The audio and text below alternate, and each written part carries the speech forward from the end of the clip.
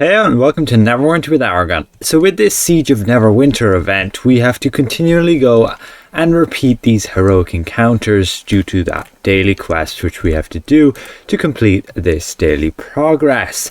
Now with those heroic encounters you can claim many different rewards. So I'd like to go over the drop rates and the actual items you can obtain from these heroic encounters. We've gone and grinded out 31 of them and opened them on 8 different characters. Namely, you can get this Siegebreaker Griffin, which you can even go and sell on the auction house, albeit the price is very low at the moment, as we can see just here being only just over 7,000 astral diamonds, because they drop very frequently, as we shall see. So we go and open a bit more and you'll see you'll generally get just 20 Seals of the Fallen, 288 rough astral diamonds and some refinement points as well.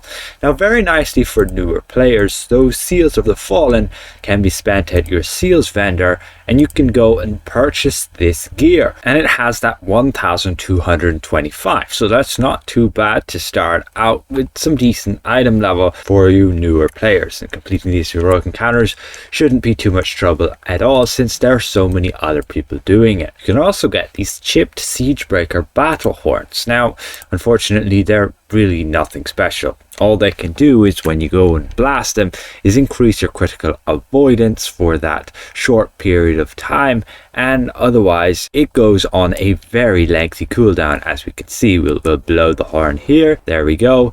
Now those green ones are actually consumed. As you can see, no cooldown, it's just completely gone, but we've gained an increase in our critical avoidance. There we get our default amount of seals and rough astral diamonds, another chipped horn. Now we obtained a Neverwinter Siegebreakers Charger. Now this is a unique mount and it's character bound, which means you can only go and equip it on the character which you actually obtain. And if you already have it, well, all you can do is discard it. And that's it. So we open a few more of them. You can see it gives us that error that we may only have one of these unique items, but it didn't allow us to progress further. There we obtained on our 4th reward another Siegebreaker Griffin. You can see that's why they're so cheap. You may as well just get one on each of your characters, give you a bit of bolster. Again, we were meant to obtain another one of those Neverwinter Chargers, but we get the error message since apparently we already have it. We have that in our inventory, so we can't obtain another. So let's see, we go and discard that. We open some more of these. Potentially we can get it again, but again there's no real point in doing so since it's bound to your character. So if you already have it, then you already have it. You can see you can get an upgraded reward where you get 40 seals, you get 1150 rough astral diamonds and some refinement points. I believe this is if you do the bigger heroic encounters. Now you can get a very unique reward, which is this ancient Curio.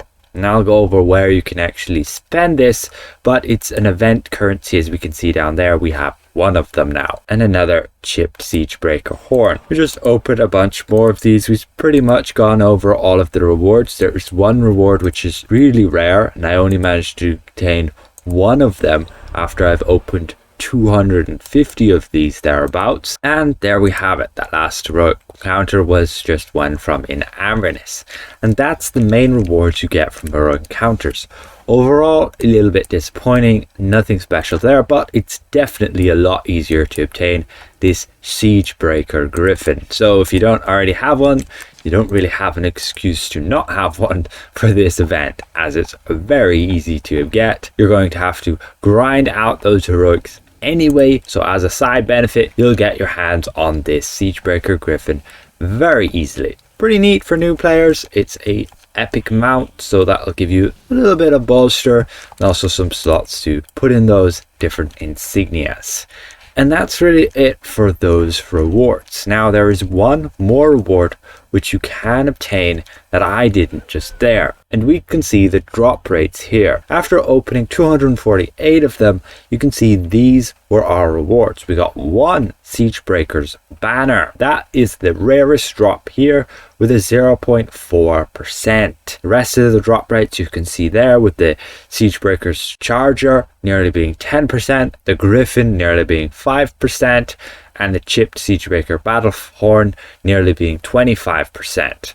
The rest of those there are the 0.81%, and also with that pristine Siegebreakers Battlehorn, which is just an upgraded version of the chipped Siegebreaker Battlehorn. The chipped one will expire as soon as you use it. Pristine one will remain and you'll be able to use it again, but after 10 minutes. Now this Siegebreakers Banner is nothing special. We can see it there at Mythic in the collections, and all it will really do is give you a buff to that critical avoidance, 5,000, and also your critical severity, another 5,000, and your recharge speed by 5%. It is pretty neat with an uptime of 30 seconds, and after 60 seconds you can cast it again. So it can be a very good constant buff for your party for nearly the whole time. If you have 2 people in a trial using it, you can always have that buff effective. Keep in mind, if you want to be obtaining those stronghold vouchers, then you need to go and first pick up the gold quest from the Master of Coin within the stronghold itself. You don't actually have to complete it, you just have to have the quest accepted. Now if we are to head back to Protector's Enclave,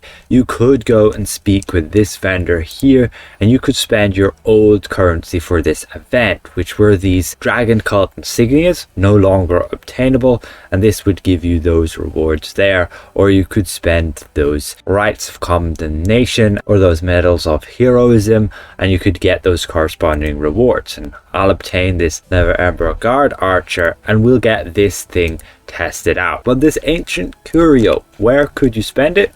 Well, you'll have to make your way in Protector's Enclave down this street just here to the eastern side, and you'll find a vendor just down here, and he'll trade that ancient Curio for this Slayer's Belt of Xvim. You can see when we go and obtain that, it has 1,000 item level, so it's not such a bad gear piece, especially when you're a newer player, but the benefit of it really isn't a lot, and you're going to have to go and obtain the whole set to actually gain the benefit, which is the amulet and also the ring needed. You can see the belt is pretty dirt cheap there. The ring you could also get for fairly cheap, but we still just need the amulet. And that amulet was obtained in the Frozen Crystal lockbox.